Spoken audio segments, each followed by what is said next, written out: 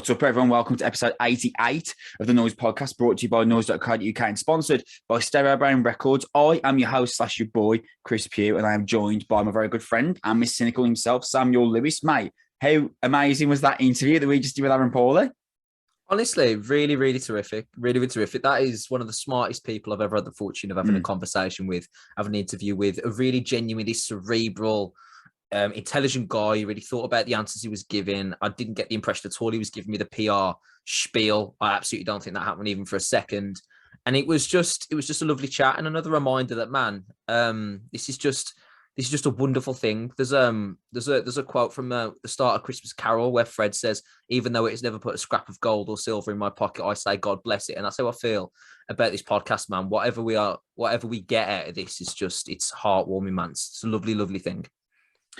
As you can see from the title of this episode, this is a special that we've done with our interview with Aaron Pauley, our bassist, vocalist and producer from Mice Men. We're not going to keep you waiting around. We're going to get straight into that interview. It's a shame we only had 30 minutes with him because, as Sam has just alluded to, his level of detail, his answers was awesome. He had some very complimentary things to say about me and Sam as well, which was really cool to hear. Before we get into the interview, just quickly, we are usually a fortnightly rock and metal podcast, but we do these extra special episodes weekly when we get the chance to. You can follow me and Sam on Twitter at Noizze Podcast. We both run that account. The best way to support us is by subscribing if you're watching on YouTube, or liking / following, depending on whichever other service for podcasts you use.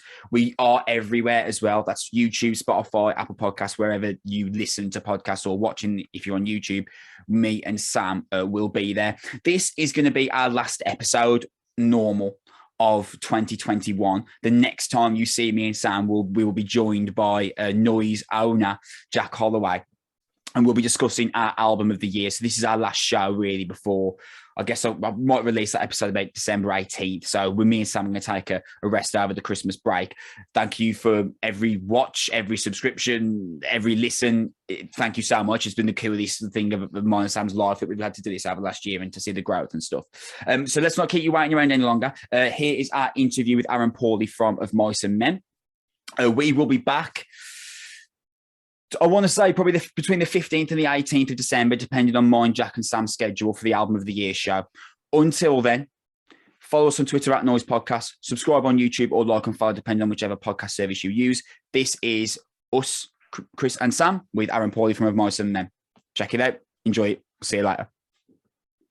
So in an insanely cool month for the podcast, we are now joined by Aaron Pauley, bassist, vocalist, producer of Mice Men, and anything else you want to throw in the ring. Aaron, thank you so much for coming on. How are you? Of many hats. Dude, this is a crazy honor for us, man. Like, without putting too much pressure on you immediately, Of Mice Men were really important in my kind of formative years of getting into alternative music and metalcore. So without making you feel uncomfortable right away, Of Mice Men have been a huge band for me personally. Thank you. That rules. Seriously, thank you. Makes me feel old. Sam, I'm going to let you kick things off with a question. But I want to echo Pugh's statement as well, mate. It's just fantastic to have you on here. It's just wonderful to have you share some time with us, man. So yeah, thanks so much. Obviously, Echoes is on the verge of sort of coming out and being received and all this sort of thing. It's been the last few months sort of come out as a collection of EPs first over the course of the year. Talk to me about the thought process that went behind releasing the album as like a stage of EPs with this sort of final album culminating at the end of the process, as opposed to your traditional hype and singles, music videos, and then one big album release all at once. What was the decision making behind that? It was an idea that we'd actually had for several albums. I think right around the time we started working on Defy was when we really thought about wanting to sort of episodically release an album's worth of material. But, at the time, if you're going back, 3-4 years, before COVID, before the pandemic sort of like radically changed like album cycles and things like that, there was always sort of too much going on as far as touring or as far as like the other sort of aspects of being an active band. So it never really made tons of sense, but right around the end of 2019, we signed with Sharptone, and one of the things that was sort of instrumental in us wanting to sign with them was, you know, when we took meetings with labels after our Rise contract was done with Earth and Sky. One of the big things we talked about was, you know, our vision of wanting to release an album in the form of EPs with songs dropping sort of every few weeks. So the idea of like releasing your album throughout the year instead of just all at once at the end of a year's worth of promotion or whatnot. And Sharptone was really, really excited about it. Not just like, yeah, we'll let you guys do that, because it is sort of a risk for a label or anything, because it's kind of an unconventional way of releasing music, I think, in the rock space. Maybe not so much like pop and hip hop, but they were really excited about it, about the idea of having sort of multiple individual projects with separate art, separate music videos.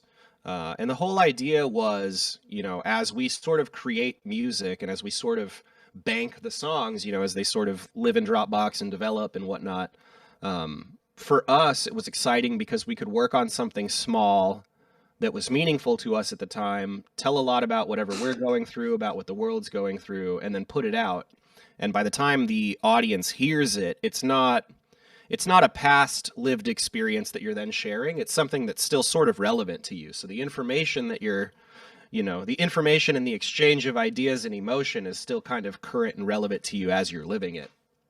And I think that really sort of excited us because, you know, when you're on your essentially like 7th full length, being able to do stuff that's a little bit different and a little risky, and well, not even a little, it's a big risk, you know, to sort of change up the way you've been doing things. But for a band like us that's literally always working on music, like we are always working on new music, that's probably the most exciting and relevant way for us to release music. You mentioned risk there, and actually me and you spoke earlier this year. Aaron, I was interviewing you for a magazine at that point, and that was obviously right when the curation of the EPs as a trio was really announced. It was around March, I think we spoke, and you were talking about the concept of risk then and how you thought it was going to be a great idea, but obviously you didn't know. Now we're almost at you're at the back end of the experience. Really, Echo is out in what 4 days.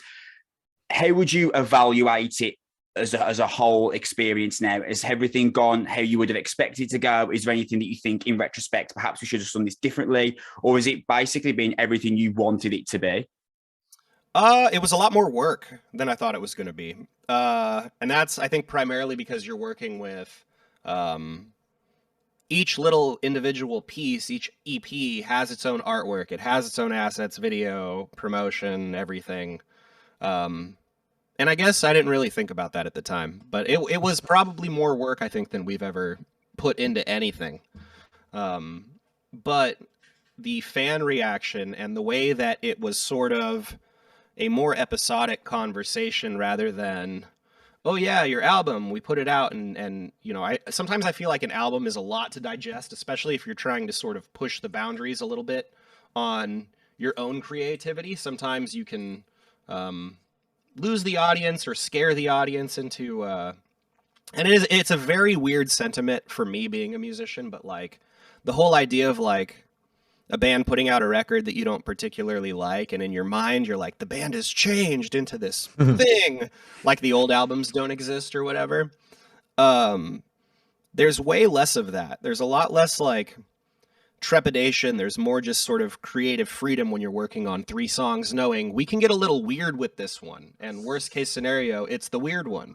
yeah that's good. Yeah, but I think best case scenario, which is what I think we accomplished with it, was we were able to sort of blur the lines a little bit on each of the EPs as far as, you know, developments in our songwriting and in sort of our use, like heavy use of sampling and sound design for this record, because a lot of these songs were sort of based around cool sounds in little synths and samplers and things that we were messing around with. So I think it was successful in terms of what we wanted to do artistically, and I think at the same time it was successful in terms of how our fans received it, because you know, as somebody who loves music, and I'm like a big consumer of music aside from just creating it, it's nice to have something to look forward to and to know that in a couple weeks there's going to be a new song from an artist that I like. So I think I'm saying a lot. like a jackass. But I think it was an important time during the pandemic for creative people to be creative and do creative things. And the fact that we got to work with brilliant artists like Derek Hess for the artwork, Frankie Nasso and his team for the music videos, it got a lot of creative people working on creative projects all the time, to the point where it was probably exhausting. But well, on that actually, you talk about the EPs being either episodic or a more of an opportunity for you guys to reflect any songwriting changes and things like that. When you see them as separate, if you do see them as separate EPs from a listening perspective, you can almost tell, all right, this is like the traditional of Mice and Men metalcore sort of moment for them creatively. This is where they're sort of stretching out a little bit.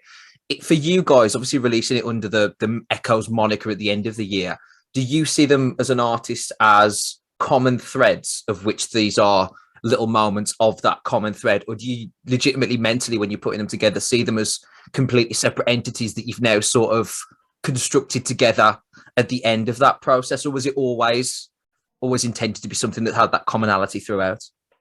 I think that the beautiful thing about the project was that I don't really feel like the thread fully revealed itself until it was done, and we can sort of look at the whole thing top down and realize, that we shared a lot of our own personal lives and what we were going through, and how that sort of relates with existential questioning that happens as you get older and as you sort of can evaluate your life and your time here in relative terms to like other people and historical events and things like that. It's hard because it's not something that we sat out consciously to do. I don't think that the goal was ever, oh, this is what the album's going to be about. Because for me, it's about the songs. Every song is sort of its own emotional expression, and then my job as a lyricist is to A, not fuck it up with my voice, and B, not convolute whatever the emotional quality of the song is with words.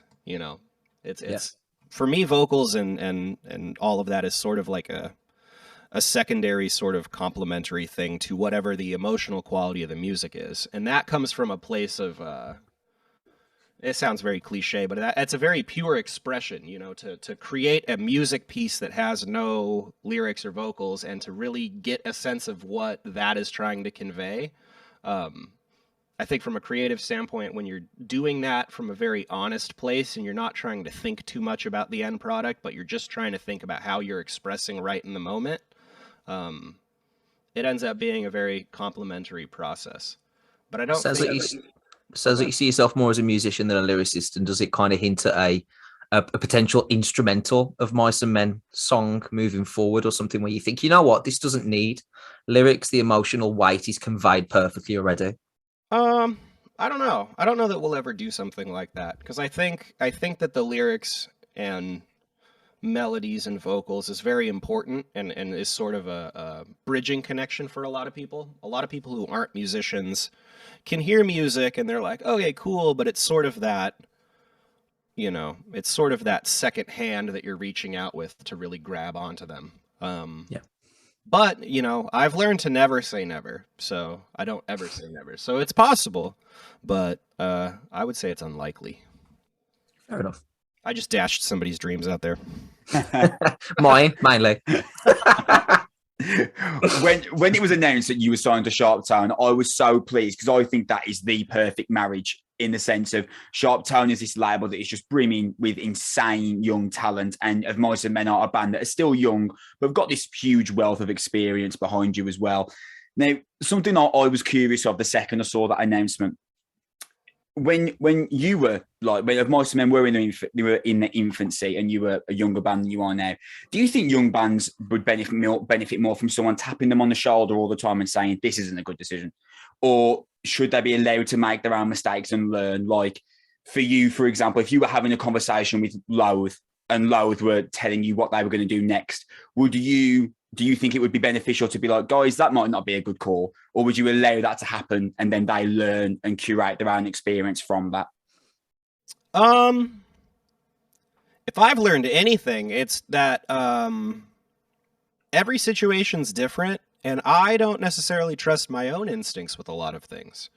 So I think in terms of maybe stuff on the back end, like financial decisions, things like that, I think there's definitely something to be gained from that. Like I speak highly of Linkin Park and Will Forever, not just because their music affected my life and changed my life, but when we toured with them, they made it a point to sort of ask us questions about our business or about the back end or about the way we were doing things or about the way we sort of conceptualized things.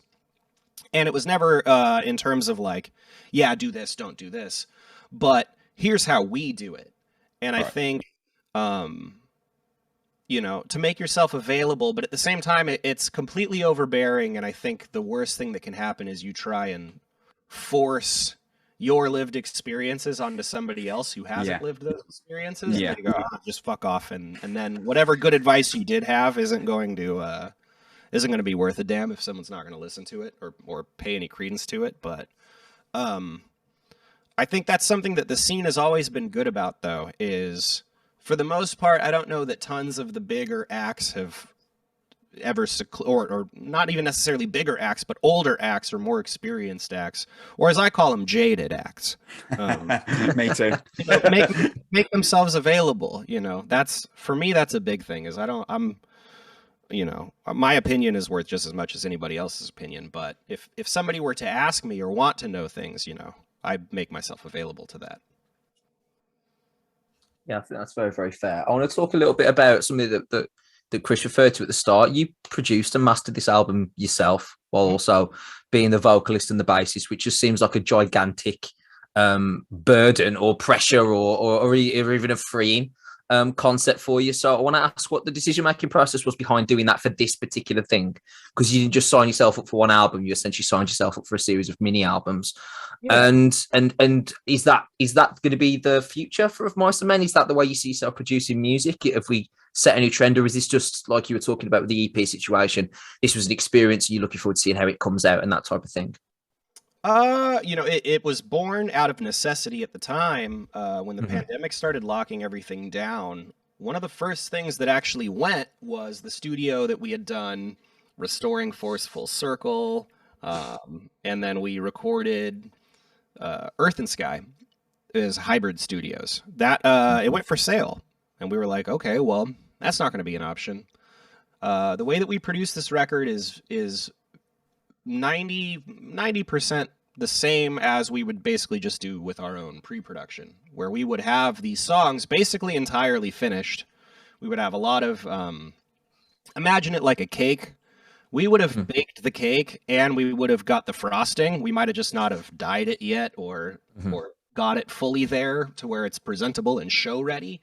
Yeah. But essentially a lot of it's already done. So for us, the last anything that I'd done mixing wise or mastering wise for the band was Live at Brixton. So I mixed and mastered that, which was, I think, in 2015 or 2016 that came out. So with Sharp Tone, the whole idea was like, yeah, we'll just show us the song, show us what it is, and, you know, we'll sort of take it from there.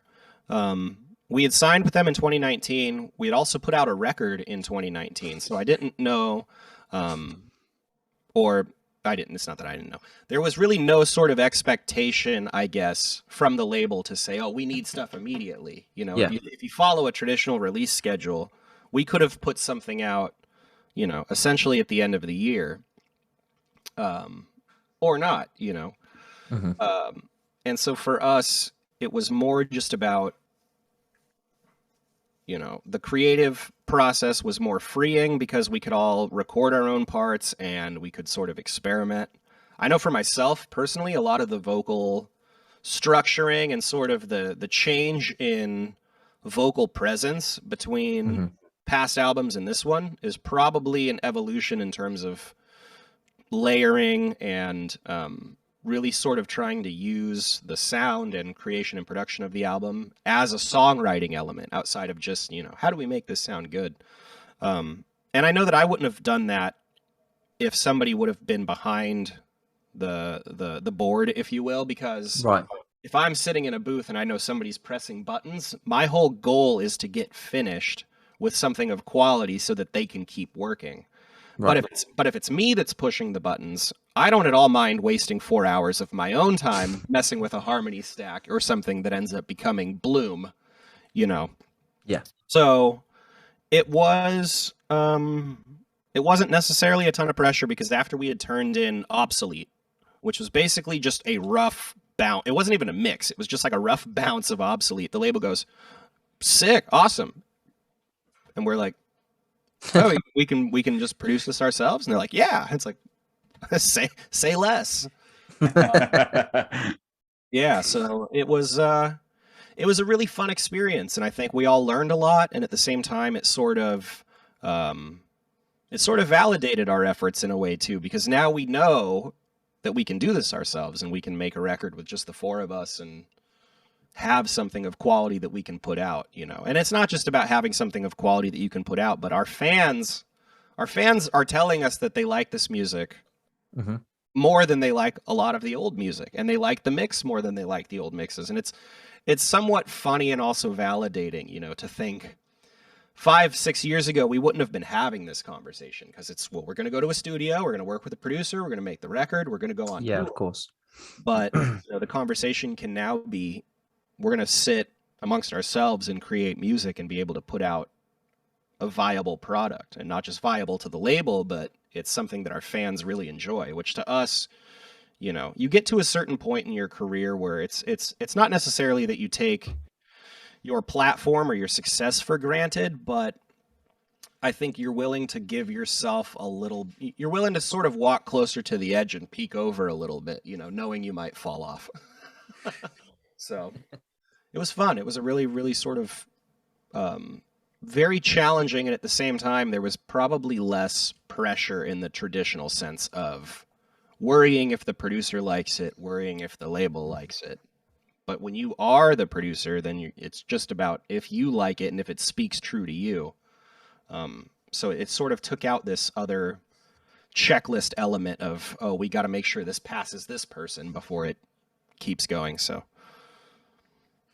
I just rambled a lot. No, that was really interesting. It was really interesting. I tend to do that. There's this idea that bands don't allow themselves to be missed enough these days. I mean, you know, like pre-pandemic, bands would tour, release an album, and some people criticize that that's the concept that has to be done because of the way the music industry is now. But some people are like, oh, I wish they allowed us to miss them more, to go away we'll take a break for a while and then come back. And there's this idea that it is better to be missed and come back than to stay around for the foreseeable. But do you release, let's call it 3 records in 4 years, if we look at Echo as the full piece now. But do you feel like if the quality is good, it doesn't matter about the amount of content that you're putting out? Because 3 records in 4 years is quite some going. Yeah, I fully agree with that. It's sort of think of your favorite television shows. Would they be your less favorite if they put out more of them? Yeah, it's a good way of putting it. Yeah, you know, I think there sort of is that mentality, but I think at the same time, as somebody, if you can sort of switch your brain from the creator to consumer side, I think things that you love, as long as they're up to snuff, and I think that's a big thing too, is a lot of times people can look at a quantity over quality sort of ethos for it. And I definitely think that your audience will know and it will catch up. If you're just pumping out stuff to pump out stuff and it's not coming from a very honest place and you're not putting all of the work into it, I think the audience definitely picks up on that. But you know, one of my favorite bands in the world is Tool, and they went a decade between putting out albums. And as a Tool fan, that kind of sucks, you know? Yeah. And I think it does drum up hype for whatever the new project is. But I think for true fans, if you can sort of, and every band is different. Some bands, it takes a decade to get a true piece that's honest to you. Because to me, music is all about the expression. You know, it's more about the ramp to take off than it is about thinking about your landing.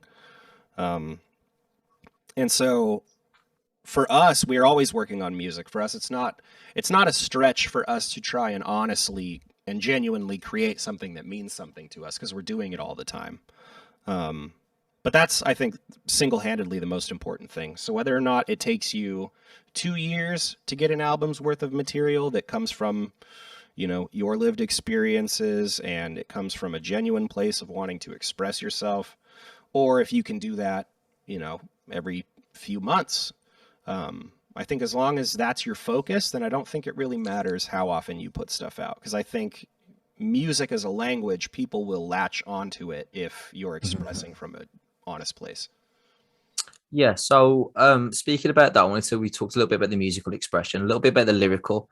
Read a recent quote that you gave talking about echoes, and you mentioned it as about an existential dilemma and sort of the lack of control that we have in life. Now, that from my sort of layman's outside of the Mice Men sphere interpretation, that feels like a pandemic influenced lyrical subject matter. And is that close to it? Has the last 2 years been the sort of base for some of the lyrical content here, or is there a more wider metaphor you're trying to hit at with some of the songs on Echoes? I think that was just sort of an accelerating catalyst and also sort of a magnifying glass. To be honest, I think a lot of it just has to do with I'm 33 now, and I think when you transition from your 20s into your 30s, you sort of start having more of these existential conversations with yourself. You know, when I was a little kid, I remember hearing in history class, my history teacher talk about something that happened 100 years ago, and you're like, when you're a little kid, 100 years, that's forever. When you're 33, I'm a third of the way there already. And I think your gauge of time and your gauge of not just how time itself goes and how actually short 100 years is, it really puts into focus how short your time is and how short all of our time is. And I think the older you get, it's not that you think about it more, but it's almost like a sixth sense that you are just more aware of. It's sort of like when you break a bone and it starts aching before it rains. And it's not that you're constantly thinking about the rain all the time, but it's just you have this part of you that is keenly aware of your own impermanence and just, you know, the short amount of time that you're here. You know, and the older you get, the more family and friends you lose, the more television shows and bands that you love go away, the more things change. And I really think it's something that you become more sensitive to as you get older. And I think having the pandemic sort of press the stop button on everything and also just shine a giant magnifying glass on, look how everything has changed. It sort of compounds those feelings. So the first EP, even though we had dropped it during the pandemic, most of those songs, even the lyrics, all of it was written before that. It was written before the lockdowns and before everything else. And it happened to relate at, you know, the perfect time and perfect place for whatever was going on. But I would have been having those feelings regardless, you know, because there's sort of a changing of guard, I feel like, that happens when you go from your 20s to your 30s. You're no longer really a young person, you know. I'm as far from my teenage years as I am close to them, you know. And I think there's sort of a changing of guard where you realize you're not really the youth anymore. The youth exists outside of you and outside of sort of the things that you're into and talking about. And there is sort of this whole existential, not necessarily crisis. It becomes a crisis sometimes, but there's this existential dilemma where you just sort of, you know, you question whether or not you're the covered wagon makers when you start seeing the cars, you know. And I think the older you get, the more keenly aware you become of how everything goes away and how everything changes. And it's important to sort of appreciate the things you love while you love them, because they're not always going to be there. I'm 29 in 5 weeks, and you've just scared the shit out of me. So thank you for that on a Monday evening. But it's a good thing. It can be scary, but at the same time, I feel like it's deeply enlightening. Yeah, of course. It also sort of makes you really disconnected from that young person that never really felt those things. You know, I can't recall ever having these sort of conversations with myself in my 20s. But I think now that I'm in my 30s, I have more time, especially with the pandemic. You just sort of have more time to think about those things. And you're sort of, your metric of gauging what 100 years is really sort of, you know, becomes infinitely more relatable. Absolutely. Aaron, you're a man that's short on time, and I'm sure there's probably another journalist waiting for you right now. So thank you for the level of insight that you've given us. Dude, thank you so much for this. This was like an incredibly cool honor for me. Yeah, no, thank you guys so much. And again, sorry for that mix-up. No, that's all good, man. No, dude, not Echo is awesome. I'm really proud of what you guys have accomplished, and I'm really happy for you. And I can't wait for next time you tour the UK. Me and Sam will be there again, and we'll be having the time of our lives again, man. Thank you so much, dude. Oh yeah, we'll have a pint. Awesome. Oh, hold just that, mate. Thank you. Yeah, I just want to thank you guys for your time. Thank you guys for covering the music, and honestly, thank you for the very thoughtful questions and for the kind words. We appreciate that, man. It was a pleasure. A lot of the times, you know, it can be, well, what's your favorite color? Who farts the most? Or, you know, but this was great. And I look forward to coming back and talking more. Thank you, man. We take real pride in that. Thank you so much. That's really cool of you, Aaron. Oh, yeah. You guys are killing it. Thank you so much. Cheers, dude. Thank you. Take care.